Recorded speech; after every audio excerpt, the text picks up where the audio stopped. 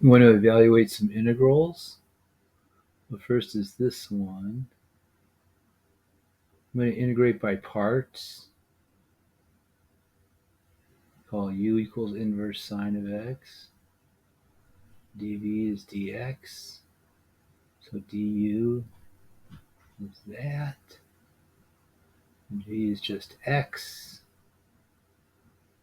So we get this.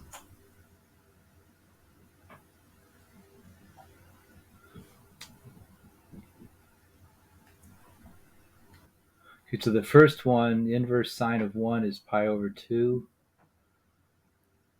And then we get 0. And then this one, I'm going to make a substitution. U equals 1 minus x squared.